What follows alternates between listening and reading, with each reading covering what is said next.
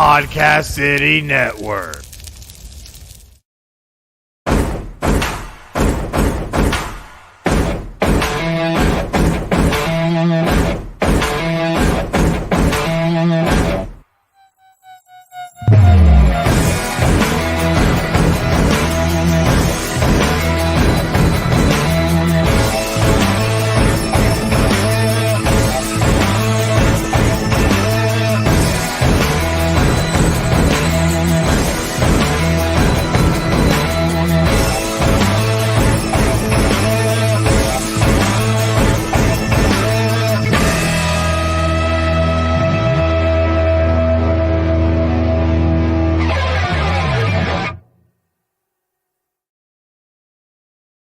What is up, guys? Welcome to episode 144 of the Nest Podcast. I'm your boy Brandon, joined as always by my co-host Zach. Zach, what's going on tonight? How's it going? Man, it is going. We are here. The Red Sox are just about to take the field against the Baltimore Orioles in Game 4 of that 4-game series. Not used to having a game going on a Monday night because that's a normal Red Sox off night, so that's a little bit different for me. I've got it in a small picture on the side of my screen over here, so I'm going to be keeping tabs on that all night long. But I wanted to start off talking about something that's a little bit unusual for us, actually. It's not very often that we talk about horse racing here on the Nest Podcast. That's not really in our wheelhouse per se. But when we do, it's because there's some kind of major controversy or major headline. In fact, I looked through our archives, and the last time that we discussed horse racing was following the 2019 Kentucky Derby. And that's when we saw the horse named Maximum Security cross over the lines and bump into another horse on its way to victory. Maximum Security ended up getting disqualified, and the horse that it bumped ended up becoming the winner or whatever. Ironically, Maximum Security was trained by a man named Bob Baffert. And Baffert is back in the center of attention this time, but not because of an incident that happened during the race. It's because of an incident that happened before the race. And that is the fact that his horse, Medina Spirit, this time won the Kentucky Derby, but it was maybe on some questionable means.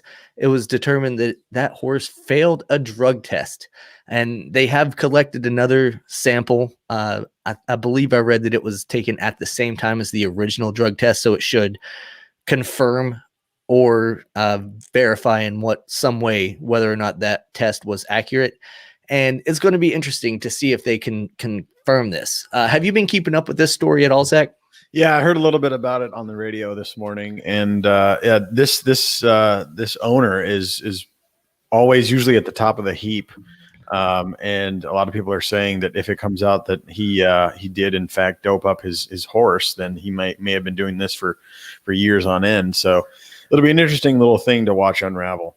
It's interesting. I follow a guy named Jordan Moore on Twitter, and he compared Bob Baffert to the Bill Belichick of horse racing. And then whenever all this started coming out, he retracted his statement. He's like, that did not age very well at all.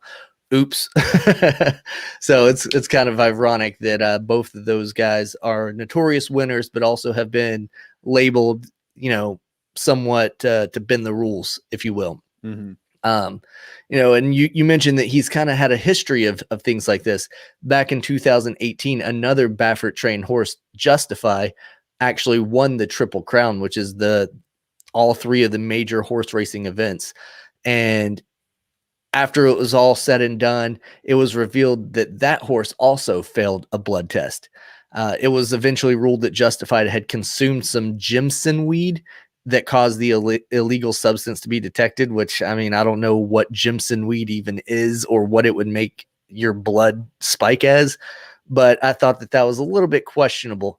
Then I find out today that Baffert himself came out and said that the reason that this horse that just won, Medina Spirit, the reason it tested positive was one of the horse grooms, which I had to Google what that was because, again, I don't know much about horse racing, but a horse groom is somebody that cleans up the stables and feeds the horses, gives them fresh water, shovels the poop out of the stable and all that stuff.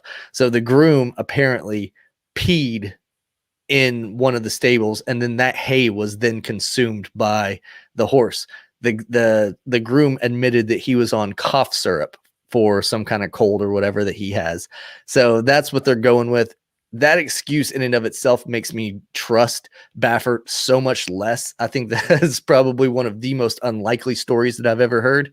And it's crazy. But the big thing about all this is that it all boils down to money. And that's what horse racing is kind of notorious for, is the money. You know, you've got guys like Tom Brady and Aaron Rodgers going out to the Kentucky Derby to drop massive sums of money out there.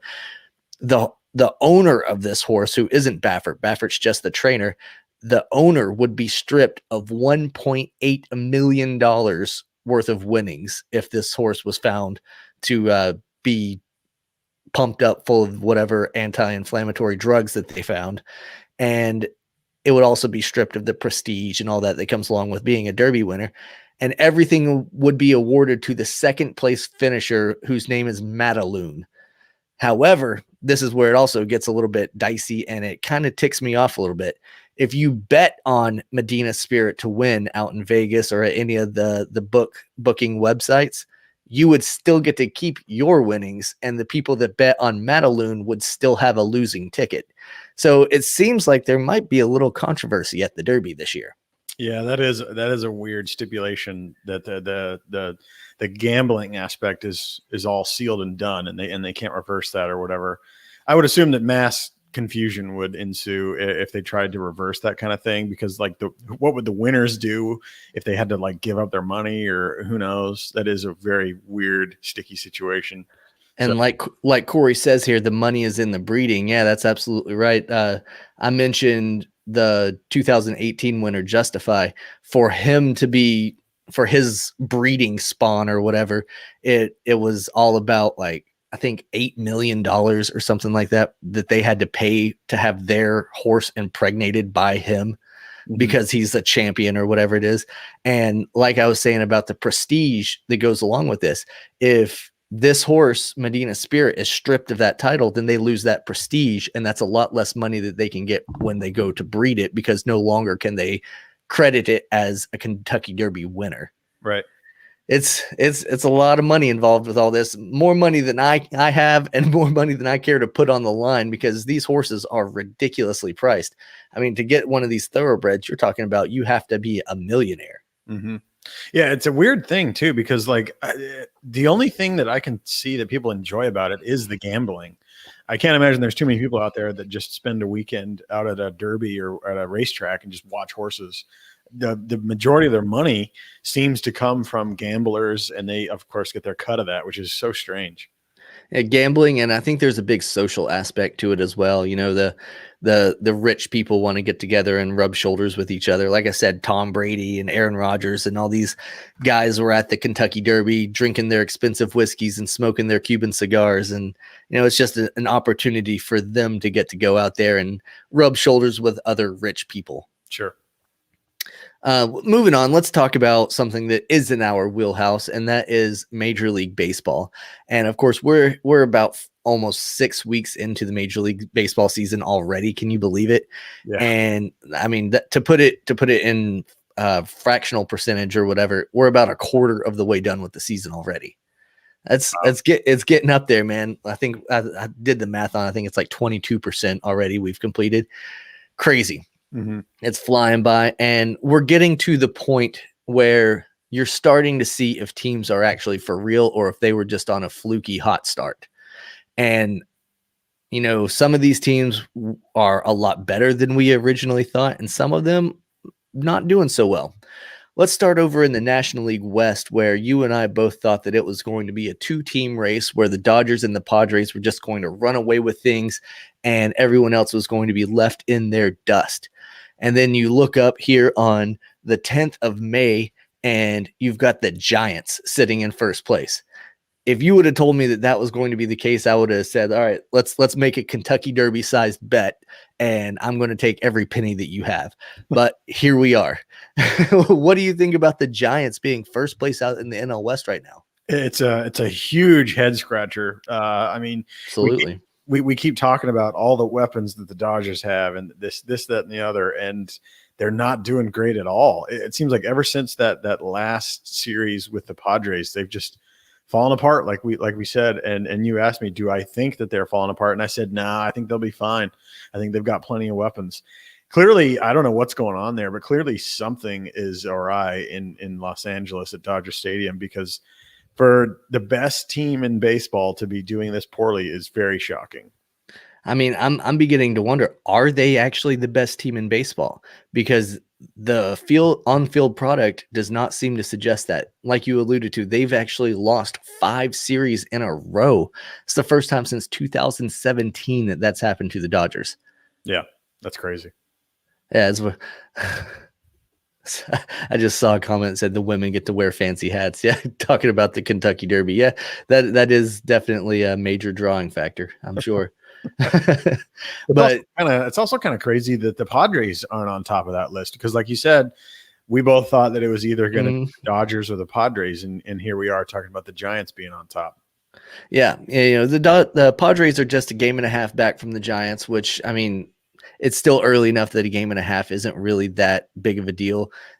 Give it a weekend and they could flip. But the fact that the Giants have got out to this hot start is pretty incredible, in my opinion. Yeah, for sure.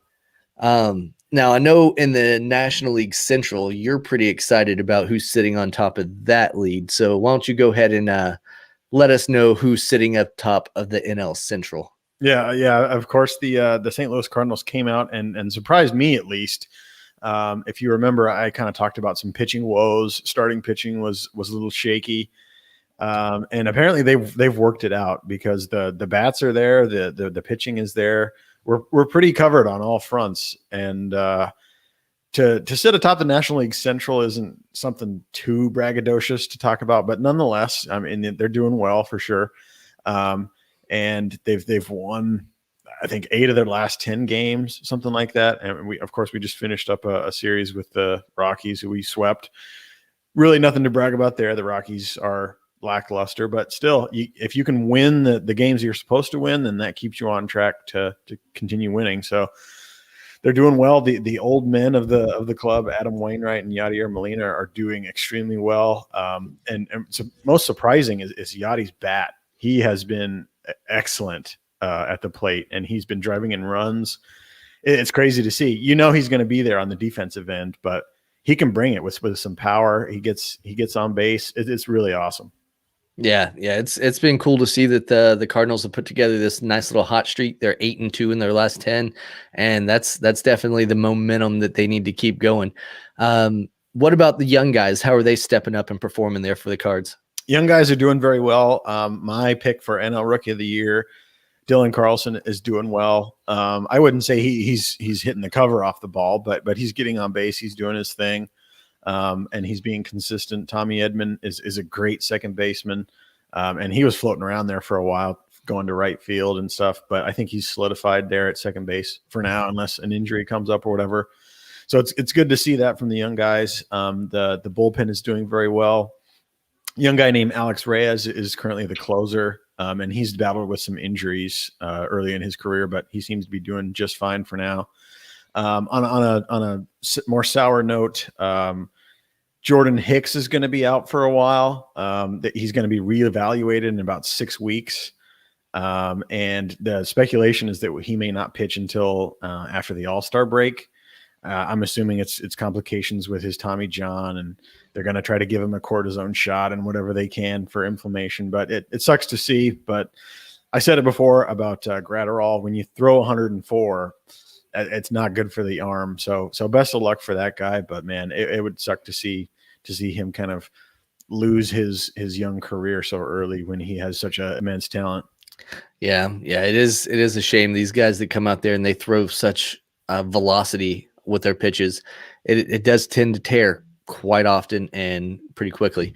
I know you guys have been super stoked with the addition of Nolan Arenado, my pick for the National League MVP, and he is doing pretty well. I saw that he hit a bomb against his former team over the weekend, so that was pretty cool to see. A good shove it in their face right there to the Rockies.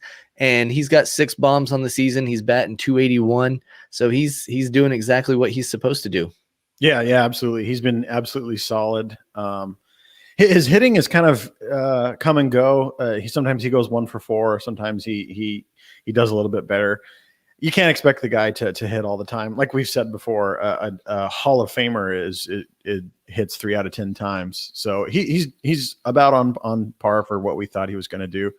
But for everything that he lacks on the hitting side, which isn't much, he makes up for with his immaculate glove. I mean, there's nothing that gets past him. Even when they put him on the shift, he can go out and run into foul territory and grab foul balls for days, and it's very spectacular to see. I mean, that hot corner is absolutely covered with him on the base there, and it's really awesome to see. You mentioned homers, and our young potential Cy Young winner at some point, pitcher Jack Flaherty, hit his first career homer this weekend, and I've got a little clip of that here if we can play that. And I wanted to bring everyone's attention to what Adam Wainwright looks like at the end of the video. It's so awesome. So here we go. Ball is elevated at all more than you think it's going to be. You got to back up. Deep left, Jack Flaherty takes it out of here. Flaherty with the home run, and it's 3-0 Cardinals. And boy, did he know it. He knew it right off the bat. 3-0 St. Louis. That is a proud father moment right there. He gave him the both hands on the top of the head and mouth wide open. Yeah, that's definitely a I'm proud of you, kid kind of moment right there from Waino. It's good to see. It's good to see him having fun. I say that about the Red Sox all the time.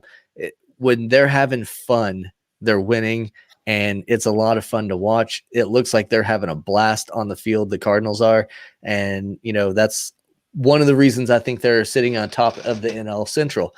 Yeah. But not too far behind them, you've got the Brewers, who are 2 games back. They've got a pretty decent defense and an offense that, if it gets going, and if Yelich can get plugged back in and get his swing down, that's a team that could make a run at it.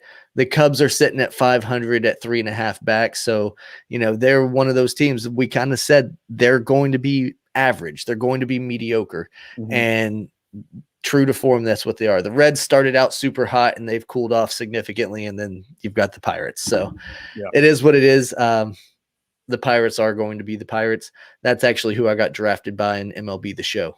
Oh, so, lovely. Yeah, I'm rocking the Altoona Curve uniforms right now. The NL East has been an interesting one, and one that we've seen our fair share of on Sunday Night Baseball, because it seems like every single week you get an NL East team represented there on Sunday Night Baseball, whether it be the Braves or the Phillies, or like last night, the Braves and the Phillies.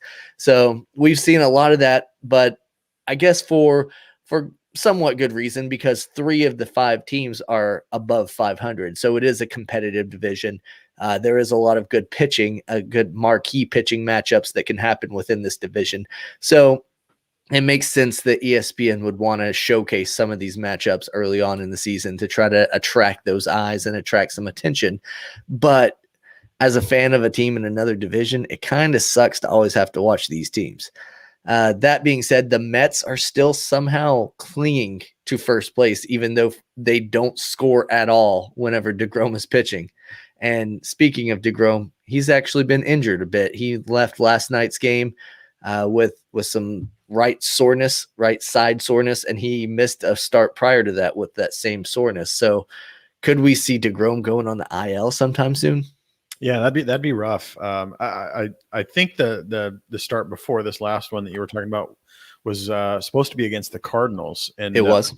And he was a scratch before the game even started. That game ended up being a rain out, so they canceled the game anyway. But yeah, he's missed a couple starts. That is not good for your marquee perennial starting pitcher there, and it would suck to see if he has to spend a good amount of time on the IL. Yeah, I agree. And if he is out of the lineup for a significant amount of time, that's definitely going to be hard for them to stay in that first place position because he does keep them in so many games. And even though his win-loss record isn't always the best, it does keep them in games and they can sometimes win them late and a reliever ends up getting that win instead of DeGrom. So it is, something to keep an eye on whenever you're looking at that. And also, they're only in first place by a technicality because they've played less games than everybody else. So their winning percentage is what's keeping them in first place, not the fact that they actually have a better record per se. Right. So the Phillies and then the Braves are the top three of that division. The Braves in third place are only a game and a half out of first place. So this is one that we're going to be keeping a very close eye on all summer long because it is going to get very heated down the stretch. I still think the Braves have the best team in that division and will ultimately win it. But we'll see. We'll see what happens come September and October. Yeah, it's kind of crazy to see the Nationals down at the bottom of the barrel in that division. You'd think with their pretty good pitching and they've got some good bats still. Juan Soto, of course, and it's just strange that they're not doing great at all. And Trey Turner's one of the best shortstops in the game. So it is kind of wild that they are down in the basement of that division. But that just shows you how deep they are in that National League East and how competitive it's going to be all year. For sure. Let's switch gears and go talk about the American League West because I know there's some surprise teams out there. The Angels started off really hot. Now all of a sudden they're in the basement of the West, and the Astros started off pretty poor, but now they've climbed their way back up to second place. But the reigning champions of the American League West are firmly in first place right now by 2 games. The Oakland A's have soared out after starting 0-4 on the season. They went on a tear. I think they won 13 games in a row. Currently, they're 5-5 in their last 10, so they've kind of come back to earth a little bit. But they're rocking a 21-15 record. They've got the second best record in baseball, and they're cruising right now. They've got good pitching. They've had timely hitting. And everything seems to be going pretty well for the Athletics. What do you think about the West? How's it going to shape up? It seems like it's going kind of on track like we thought. It's going to be a battle between the Astros and the A's. I think the A's have the better team all around simply because they have the weapons on the offensive side. Astros do have their hitters, but it doesn't seem like they're their old selves. And whether or not it's because of their trash cans or whatever, I just think the pressure that's put on them by the fans and by all that kind of stuff is really getting to their heads mentally. I don't know if you've seen this, but the team has put some sort of, I don't know what you'd call it, grievance or something to the MLB about the fans, and they've just had issues with all that kind of stuff. And I think that's messing with their game. I think you can see that on the field. Altuve is very frustrated, and they all get all kinds of crap, and it seems to be actually affecting their playability. Yeah, I did see that actually, and a lot of that grievance stemmed from their series that they had in New York against the Yankees, who, for what it's worth, the Yankees feel like they were kind of screwed over in 2017 whenever the Astros went on their run to win the World Series because they were who the Astros had to go through in the American League Championship Series. So they kind of feel like, well, they took our opportunity from going to the World Series, and we could have won the World Series that year fairly if they didn't cheat against us or whatever it is. So this was the first time that the Astros have been back in New York with fans in the stands since the whole allegations and all the scandal and all that stuff came out. So because of COVID, it's kind of been a delayed response, but the Yankees fans didn't forget. And it just so happens that the Yankees and the Astros were playing there on Altuve's birthday. And the Yankees, they didn't care that it was his birthday. In fact, they started a chant of F your birthday. And because of that, that's what the Astros are filing a grievance about, saying, hey, the fans are being unruly. They're being blah, blah, blah, blah, blah. And I mean, Rob Manfred's probably going to suspend the entire fan base of the New York Yankees at this point because that's what he does. He'll side with the Astros on it because for whatever reason, I think they have dirt on him or whatever it is, but it's just crazy. Like, yeah, you're getting heckled. You should have known that this was coming. My only thing is these people that are so bent out of shape about it, but there are only 5 players on the Astros team that were around back in 2017. So some of the players that are getting heckled, they weren't even on the team at that time. So they're kind of getting a little bit, I don't know. Maybe it's the hatred of the organization that just kind of rubs off on them. But I think some of those players on the Astros are getting a little bit of the payback, but they weren't even there. And then you've got teams like the Yankees who have Garrett Cole as their ace, who was there in 2017, and he's been embraced and cheered. So it's kind of funny. It's like, oh, you just hate the cloth at this point, not the players.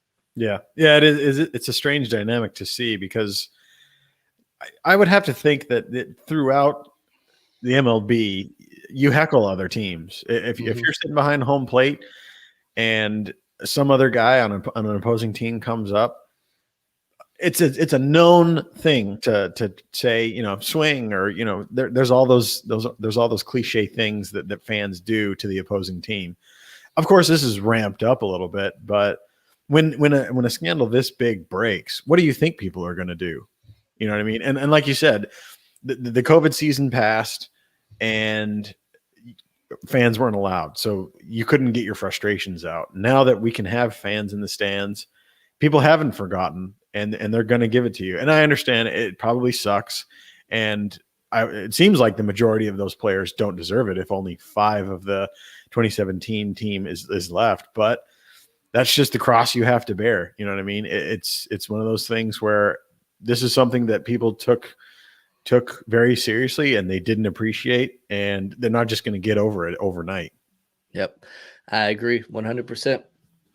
Moving on to the AL Central, we see that the White Sox are out front in that division. We kind of expected that, but with the recent run of injuries and all that stuff, I kind of expected a little bit of a slip off. It is worth noting that they're only up by a game on the Cleveland Indians, who somehow, some way keep fielding a good team, even though every player that's good has pretty much left their team except for Shane Bieber. And I guess Abreu's still there. No, Abreu. It's Ramirez. Ramirez is still there. That's about it as far as I know. Abreu's with the White Sox, yeah. Mm-hmm. The Royals, they were one of the best teams in baseball for a little while, and they've cooled off significantly. They're 1-9 in their last 10 games. So, we thought that it was going to be short-lived whenever the Royals jumped out to first place. And as quickly as they shot up, they've dropped off. So it is what it is. I think the White Sox have a good team. They've got good pitching. And if they're able to make up for the bats of Eloy Jimenez and oh goodness, what's the other guy's name that got injured last week that we talked about? Oh, who is that? They have some strange names. Yeah, I can't recall it off the top of my head, but if they can make up for those 2 outfielders, I think they'll be right in the thick of things come playoff time. Yeah. Now let's move on to the American League East, where the comeback kids of the season are sitting in first place. They started off the season 0-3. And then they stormed back and took the lead of the division back on April 10th, and they haven't looked back since. I'm talking about the Boston Red Sox. They are the comeback kids of the season because not only do they start in the basement, but they've also had 14 or 15 come from behind victories this year. Oh, wow. They get down early, but then they storm back late. And that's kind of been the MO of the Red Sox this entire season. And in fact, they're already down 1-0 tonight against the Baltimore Orioles, but it's only the second inning. So we can still breathe easy because they're going to hit. This offense has been incredible this year. In fact, the 3 through 6 hitters I put up against any other 3 through 6 in baseball as one of the, if not the best core lineups. The only issues that have taken place for the Red Sox offense this year are kind of like the back end of the rotate of the order, and they've been hit or miss. If all of these guys in the back end could start swinging at the same time, this team wouldn't lose. They would put up 52 runs a game, and it would be 2018 all over again. Right. But they're still out there balling. They're 6-4 in their last 10, and the Red Sox are on fire. The Yankees, started off pretty piss poor, to be honest, and they've come back and actually started playing the ball that we all thought that the Yankees would be playing, and they've gone 7-3 in their last 10, and they're still yet though they're 3.5 games back behind the Red Sox. Tells you how good the Red Sox have been playing this year. And the Rays are also 3.5 back. So the Red Sox have jumped out to a pretty comfortable lead this early in the season. It'll be interesting to see if they're able to keep building on that and keep growing that lead, one game at a time. And this team is out there, like I said earlier, they're having fun and they're playing good ball. Yep, for sure. It's awesome to see. I'm sure you're excited. And a guy that you and I always talk about, who gets almost no respect, is the best shortstop in baseball, and that's Xander Bogaerts. And it's crazy to see, like, zero respect. Everyone's talking about Tatis and this and that and the other, and here Bogaerts is with just the absolute best on base percentage, the best batting average, the best you name it, and he's got it all. And I don't hear anyone ever talking about him. It's crazy to see. Yeah, right now Xander has a 349 batting average. He has 7 bombs, 20 RBIs, and he leads Major League Baseball with 45 hits. So he's doing his thing out there every day, night in, night out, and he's also playing the best defense of his entire career this season. You said it, he's the best shortstop in the game, and in my opinion, it's not even really that close. Yeah, Tatis is good, but he doesn't touch Bogaerts. Lindor is good, but I think Bogaerts is better. Mm-hmm. Trey Turner is really good, but I think Bogaerts is better. Trevor Story is good, but I think Bogaerts is way better. Mm-hmm. So, and what beats me is the fact that back in 2019, Bogey was voted 6th place in All-Star voting. Yeah. And he was putting up similar numbers that he is this year. What it is, I think, Zach, is the fact that he keeps his head down, he goes about his business, and he doesn't make a big show of everything. Tatis, he does the bat flips, he does the cover his eye whenever he hits a home run. He makes headlines for himself.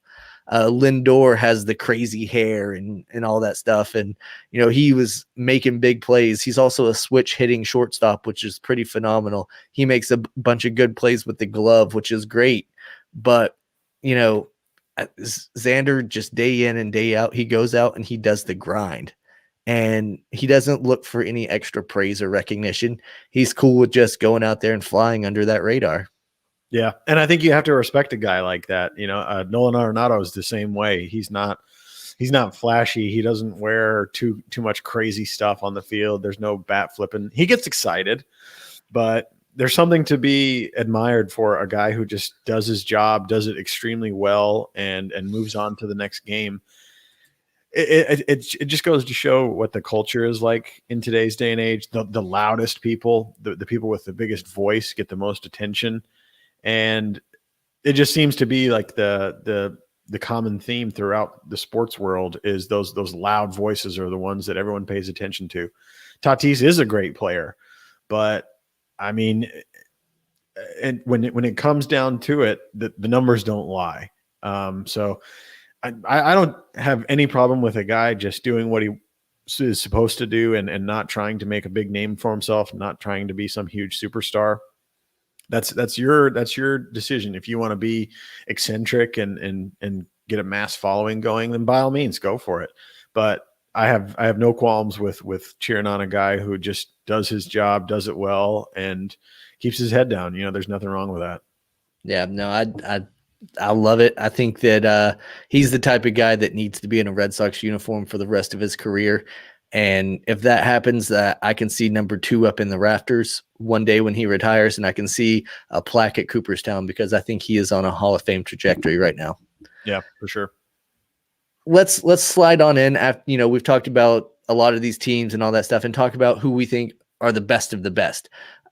Every week, there's going to be the official MLB power rankings and all that stuff. And sometimes I agree with some of what they say, and sometimes I just absolutely think that they're blowing smoke.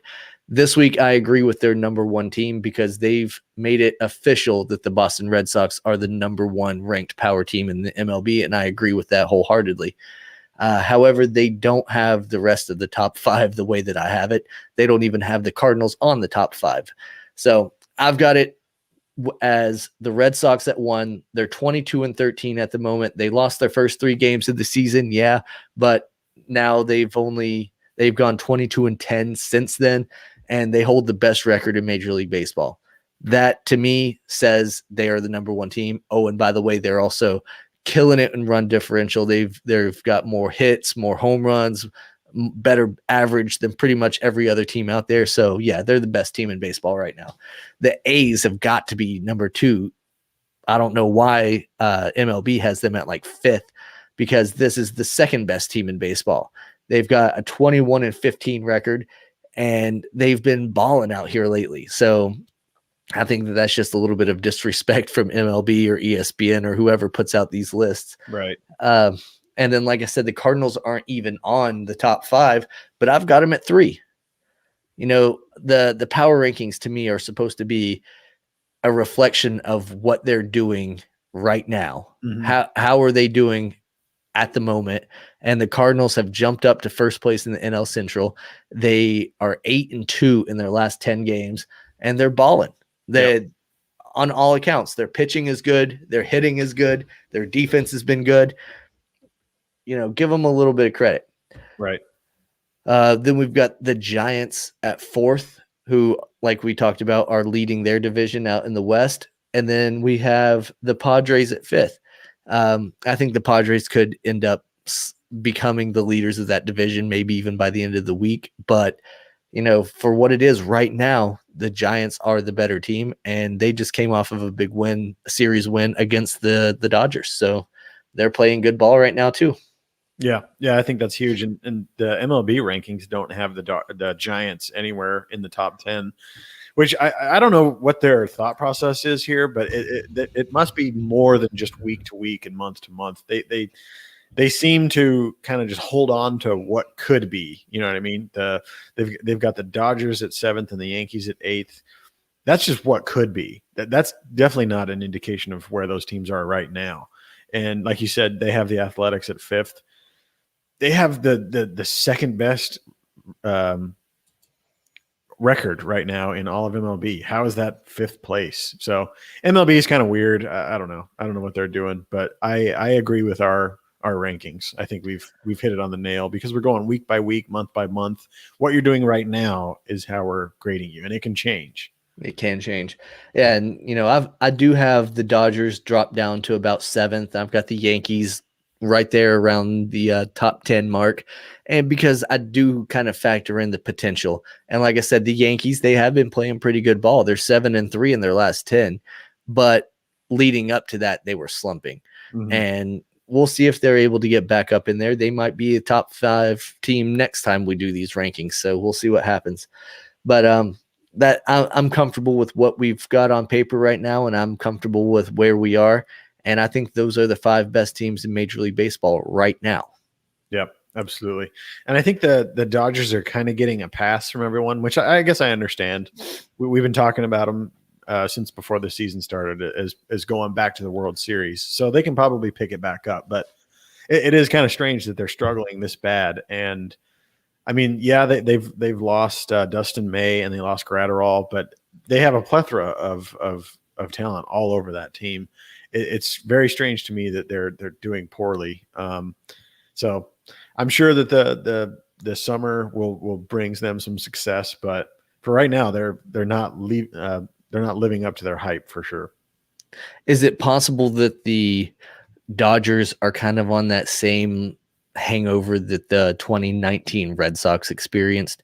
The Red Sox went on such an epic run, 108 wins in 2018. They kind of had the same season that the Dodgers had in 2020, where they just kind of steamrolled everybody. And then the following year, they just kind of fell apart. Things just didn't click the next year in 2019. That was before Alex Cora was gone from the team. They pretty much had essentially the same lineup there in Boston, but it just didn't gel. It never felt right from the get-go. And I think maybe the Dodgers are having the same kind of situation. Like you said earlier, they lost that series to the Padres, and it just started that tailspin where everything is just going wrong for them. I could see it end up with them being left here in, June, July, and they're 8-9 games out of first place, and they're like, what happened to us? Where are we as a team? Of course, they could still surge later in the season and get back to playoff contention and all that stuff, but it's very possible that the Dodgers could just continue to slump all year. And if that happens, I wonder if any of their talent gets put on a trade block by the deadline.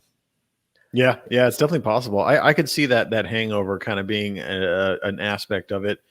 I think there's a lot of big personalities on that team, and they've been good for years. So I think the people that have been around the team for a while, your Justin Turners, those guys want their piece of the pie. They're seeing Mookie and all these other guys get these huge deals, and they want that too. And sure. I don't know if there's necessarily some animosity in that club, but I think there's probably some big egos kind of floating around, and it might be causing some weird issues between the players in that club. I don't know, but it's just a guess. When you have that many people that are so good, a lot of those guys want to be the top dog. You know what I mean? Yeah, no, that makes perfect sense. And I mean, it might have something to do with that. You've got a lot of guys out there, and they're getting paid a lot of money. Mm-hmm. A lot of guys probably want that 3-hole or the cleanup spot, and they think that's where they can do their work. But when there's so many guys with such good talent, you got to move people around, and I have no idea, but I would think that a few of those guys probably aren't super happy with what's going on, just because they're not getting the limelight that they think they deserve or whatever. So like you said, you might see some weird stuff happen in Dodgers town there if they can't get it clicking and get things going. Yeah, that'll be another thing that's interesting to keep an eye on as the season progresses. Now, we talked a little bit about the Braves and the Phillies matchup from Sunday Night Baseball, but what we didn't talk about was the Atlanta Braves fans chanting "overrated" at Bryce Harper. And you actually messaged me about it in our text thread, and you were talking about how they were chanting he was overrated, and you agree with them, I believe. Yes. And I think I agree with that to an extent, that he is overrated. He is a guy that at 16 was kind of touted as the next face of baseball, and he was supposed to be the greatest thing to ever come along in the sport. And that's a lot to live up to as a 16-year-old kid. And, he's been pretty good for the majority of his career. So I don't think that was necessarily an understatement, but is he the greatest thing to come along? Maybe not. So maybe he's overrated in the sense that he was supposed to be like the greatest thing ever, and he hasn't lived up to that, but he's still a very good baseball player. But it got me thinking, who else out there is overrated, or maybe they're underrated, or maybe they're just as advertised? One of those guys that they're good to great, and they always constantly deliver. And I've got a few names that I want to throw at you and see where you kind of assess them to be. Sure. The first one, we talked about him a little bit earlier, and I think you're going to enjoy this one. Nolan Arenado. This is a guy who I've been saying for a long time is one of the best players in the entire game. And now that you've had a chance to watch him and see him on a daily basis, how do you think that he ranks? Have I overhyped him? Is he underrated in any way? Or is he as advertised, that guy that I've been saying he is for so long? I would say he's exactly as advertised. Any hype you can give to Arenado, he earns all of it. He's not a guy that makes the headlines and makes the news every single time he strikes out or whatever he does, like some players are, where you just follow every move that they make. But he delivers. I mean, he's an absolutely solid player, in my opinion, the best third baseman in all of MLB. And yeah, I'd say he's as advertised. What people say about him is what is delivered on the field. Yep, I agree with that 100%. I don't watch him as much as you do, obviously, but I do think that he is as advertised, and the Cardinals got exactly what they thought that they were going to get in Nolan Arenado. Shohei Ohtani. This is one that might be a bit of a head scratcher because a few weeks ago we both said that he was overrated. But after seeing him play for a month and a half consistently and not have the injuries flaring up left and right, what do you think? Is he as advertised or is he overrated? I'd say he's about as advertised, if not a little overrated. He's doing great by no means. He's actually excelling more than I thought he would. I didn't think he'd make it this far trying to do both, because if you remember, he did end up getting Tommy John. What was that, 2019? Yep. And that's always a cause for concern, especially for a guy who's trying to do a lot of things all at once. And of course, the Angels kind of limit his hitting to days off and stuff like that. But he has made a few starts where he did hit at the same time. And he's just on a sawhorse, in my opinion. If it goes one way, he's MVP caliber. If it goes the other way, it was a huge mistake to try to make him do both. If he can do both, then he's great. But how close are we to losing that? You know, how many giant home runs is he going to be able to make before he injures himself? How many 7-inning starts is he going to be able to do before he injures another arm? Who knows? So he's a guy that could go either way, in my opinion. Yeah, no, and I agree with that. I think this season he's been as advertised, but over the course of his career, I think he has been a bit overhyped. But like you said, if he can stay healthy and if he can continue to put it together this season, he's definitely MVP caliber. In fact, he was my pick to win American League MVP based on that assumption. Next guy on the list, Manny Machado. How do you feel about good old Manny? Oh, Manny Machado. You know, I tell you what, he has a bad rap because he's an asshole, but he is a good player. He's a solid third baseman, and you wouldn't expect it. You know, for a guy who calls himself not Johnny Hustle, he's actually a pretty damn good defender. Mm-hmm. He goes for the long ball, just like everybody else in baseball these days. I'd say he's not worth the money he's getting paid, but he's nonetheless a good player. So I would say maybe a little overrated, just because did they pay him a lot of money for a long time for him to just kind of try to sit there and hit home runs. But he's a solid glove, and playing third base is not easy. So you got to give him credit where credit's due. So he's kind of put himself in a weird position because he's done things like, you know, people trip over his feet and get injured and stuff like that. And people don't like that. And I don't blame him. But like I said, he definitely brings it when it comes to playtime. Yep. I agree with that. I believe Manny Machado, I think in his career, you know, he was on the Baltimore Orioles for a long time and kind of like tucked away as the best player on a bad team. And then he was traded to the Dodgers, tried to chase a ring out there in LA, and then he signed the big money contract in San Diego. And since he became a thing in San Diego, that was also when Tatis Jr. kind of emerged as this face of baseball. So due to the nature of Tatis being in the limelight, Manny's kind of been able to lurk in the shadows a little bit out there in San Diego, which is, who knows, maybe he's getting overlooked a little bit. He's been very good throughout the majority of his career, but right now he's got a 228 batting average. He only has 4 home runs on the season with 17 RBIs. He only has 29 hits out of 127 official at-bats. So for anybody that goes out there and says that he's one of the best hitters or anything like that, I 100% think that he is overrated because those numbers aren't suggesting that he's one of the elite hitters in the game. What I will give you credit for, though, is that he does have a very good glove at third base, and he is a very reliable defensive player. Yep. And I think he suffers from that issue that a lot of MLB players suffer from in today's game, is where, for whatever reason, the game has changed to go for the long ball, no matter what.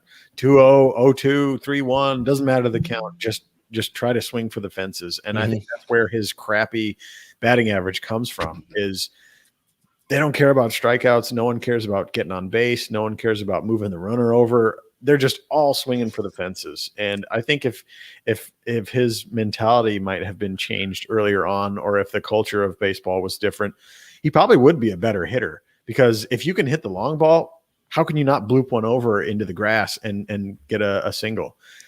I don't really know. Obviously, I'm not a Major League Baseball player, but I think if you can do the difficult thing, that is hitting home runs, then you can choke up and get on base. But that's just not the name of the game these days.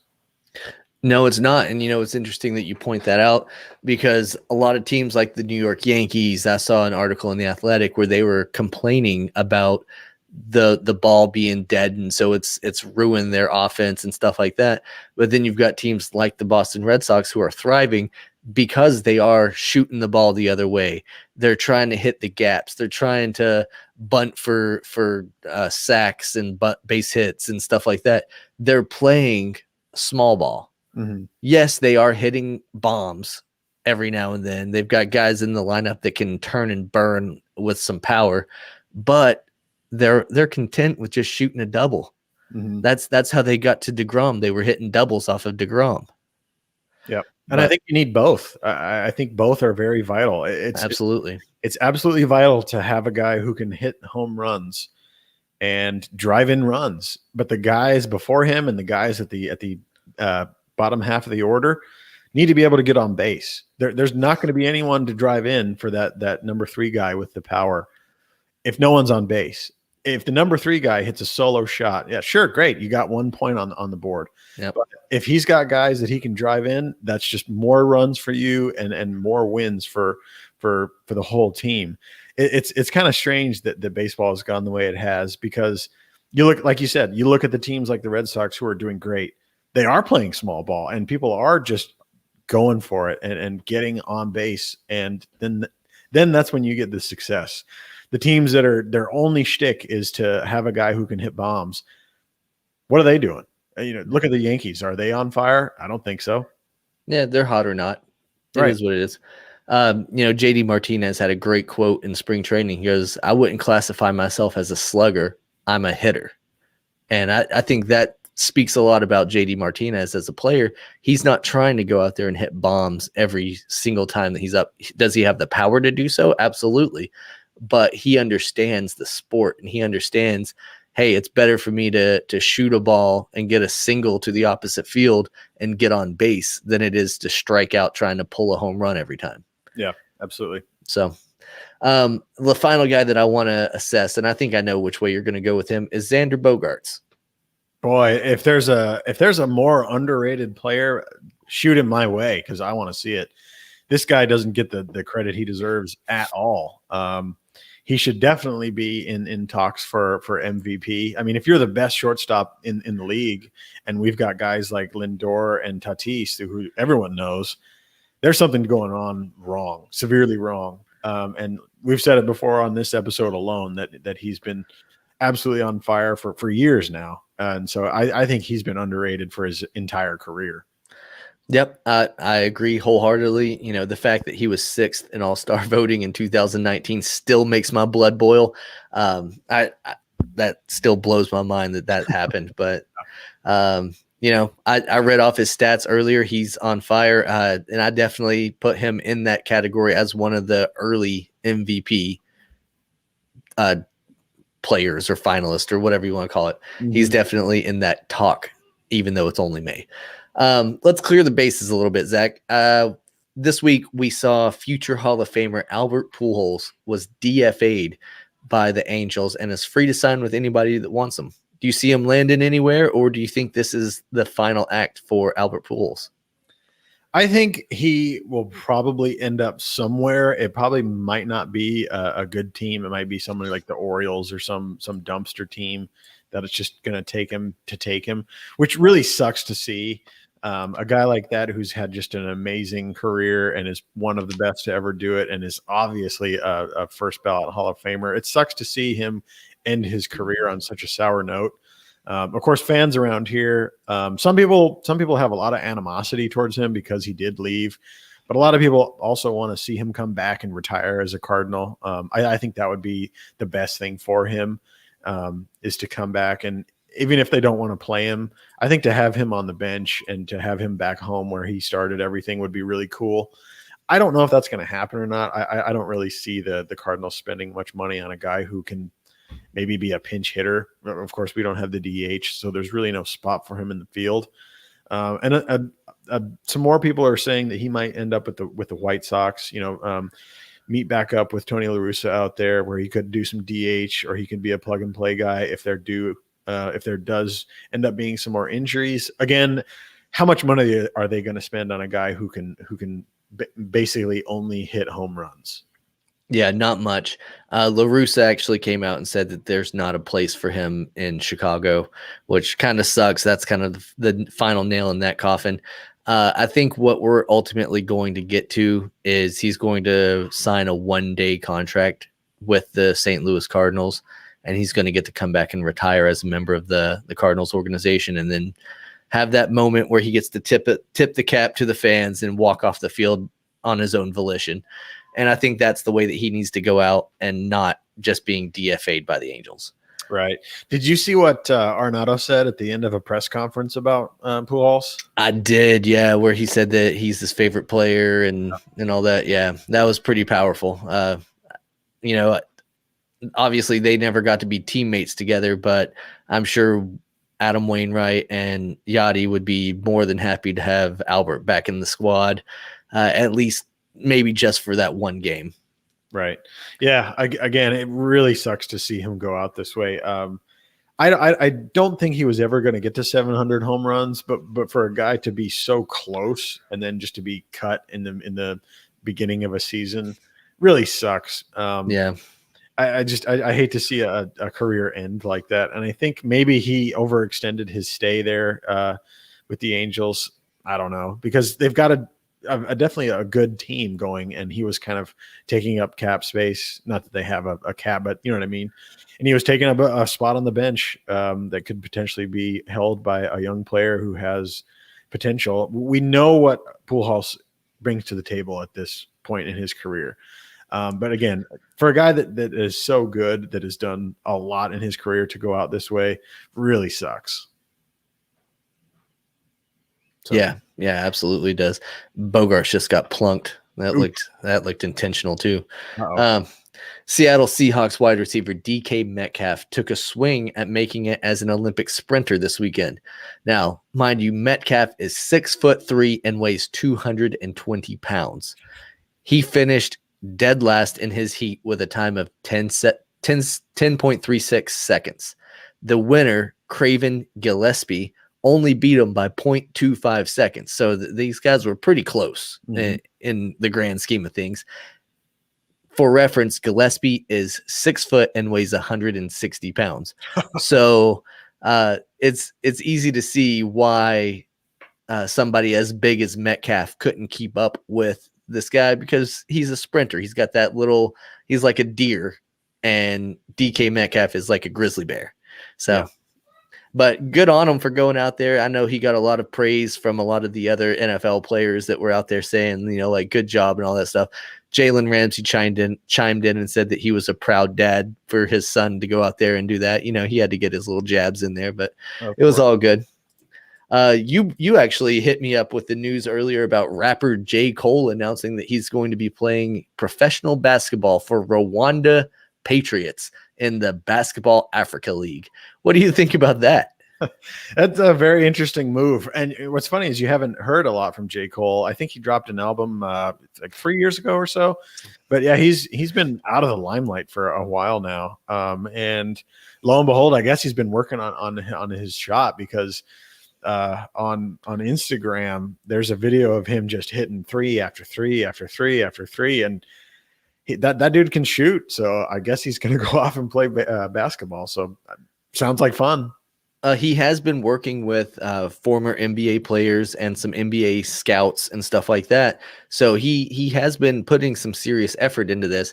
But it's funny you mentioned his last album was 3 years ago, because he's set to debut this coming Sunday for the Rwanda Patriots. And he has a brand new album dropping this coming Friday. Ah, I see. So I'm not saying that he planned this to coincide with an album release, but the timing is definitely in his favor for that. Right. Let's see. We had a comment earlier that said that he was excited about the Aaron Rodgers discussion. So I hope he's still here in the lobby watching. But the Packers GM Brian Gutekunst said in an interview with The Athletic that Jordan Love is a long way to go.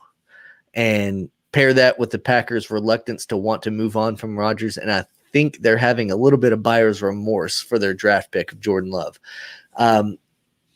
We're pretty much at a standstill with the whole Rodgers situation. He's still saying that he doesn't want to come back to the Packers. The Packers don't want to trade him, obviously. So, something eventually is going to have to give, and we're going to get some kind of headway in this. What do you think is going on up there in Green Bay? That is interesting that they said that about Jordan Love. That is it's an odd take because maybe he's not panning out like they thought he would. Granted, he hasn't even hit the field for them yet. The only time that he's worn a Packers game day uniform is for picture day. He didn't dress out for any of the Packers games last season. He didn't get to play in any preseason games last season because there was no preseason. And it's just, I don't know. It's been a weird ride ever since he was drafted. Yeah, I think they're kind of jumping the gun on that. I think you might want to trot him out there and see what he can do on the field before you say that he's not ready or whatever, because he hasn't been able to prove himself. I think there's a lot of players out there that they just can turn something on when it's game time, and maybe on the practice squad they're not showing that to you or whatever. So I don't know. Maybe this is just them being kind of paranoid or whatever, but I think you might as well kiss Aaron Rodgers goodbye, because at this point in his career, I don't think he's going to come back just because they want him to. I think they're either going to have to trade him or he's going to do the Le'Veon Bell and sit out. Yeah, he certainly doesn't have a need for money. He's made plenty in his career. Right.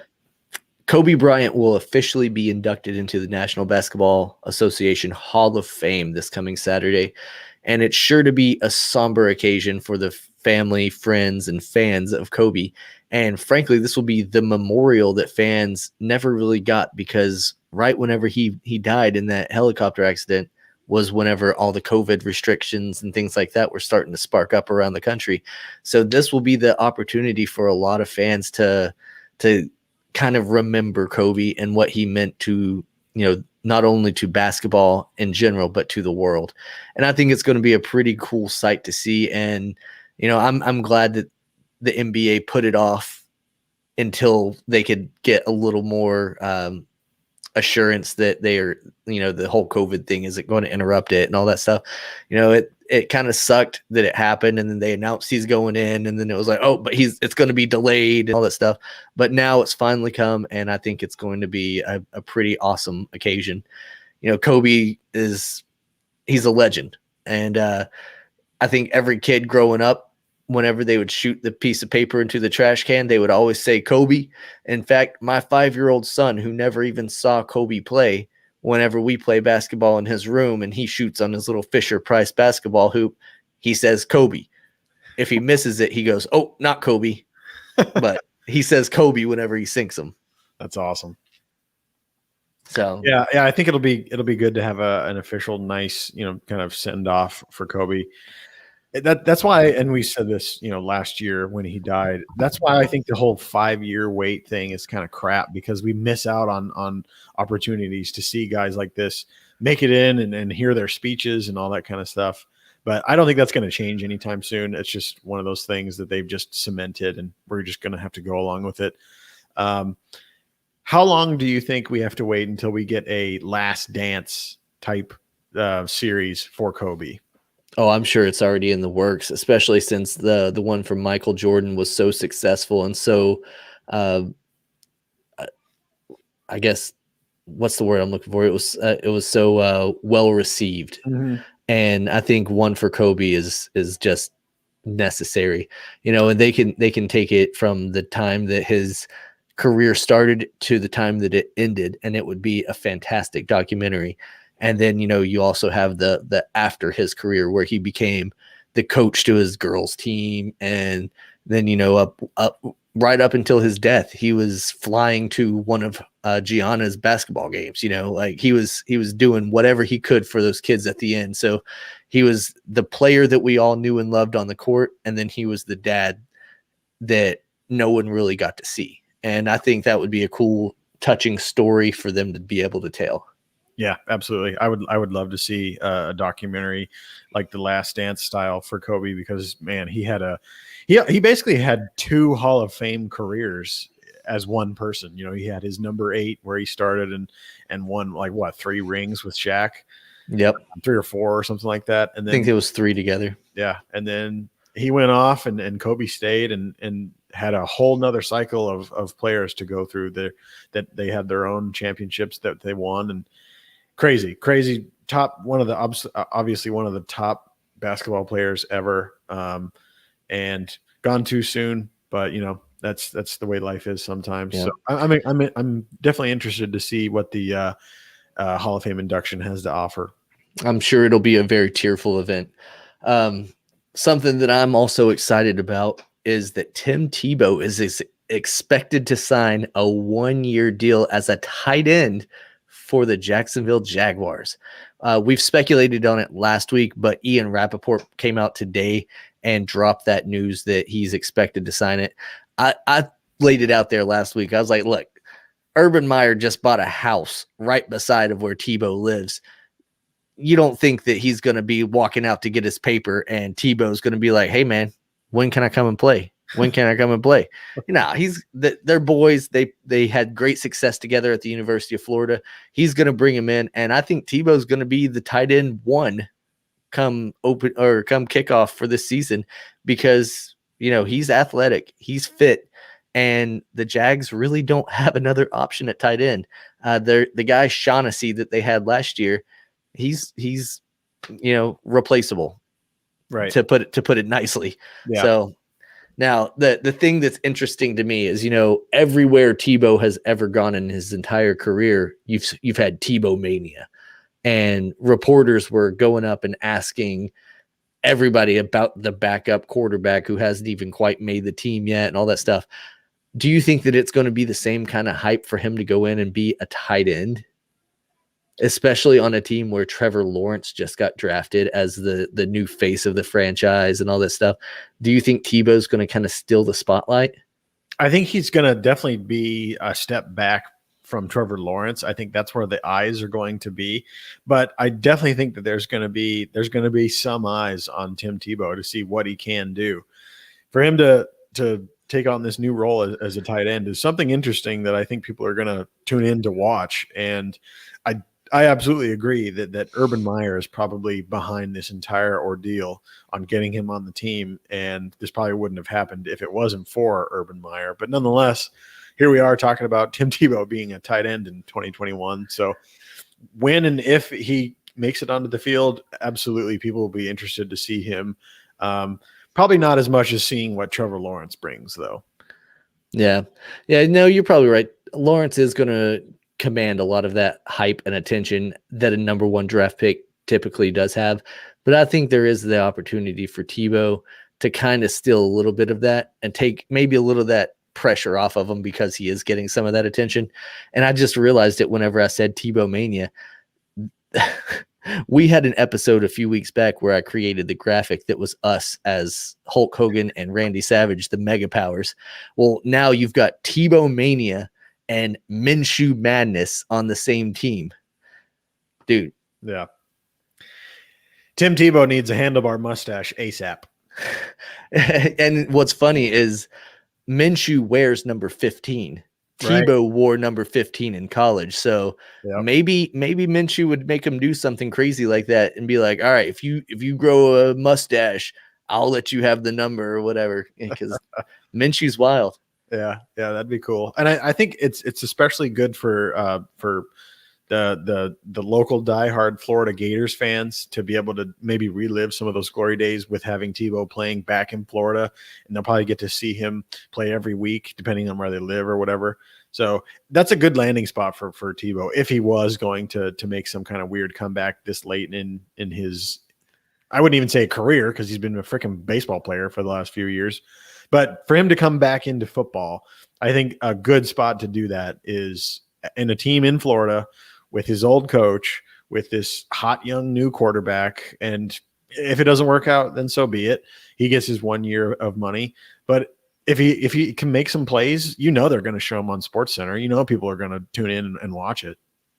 Yeah, I mean, if anything, you got Minshew Mania, yeah, and Tebow coming out there. The cream of the NFL is going to rise to the top. Oh, man, I'm excited about it here in Duval. All right, guys, that's all the time that we have for you tonight. We hope that you enjoyed this episode. We certainly enjoyed it, and we hope to see you back here next week at 7 o'clock right here at the Nest Podcast. We'll see you then. Peace.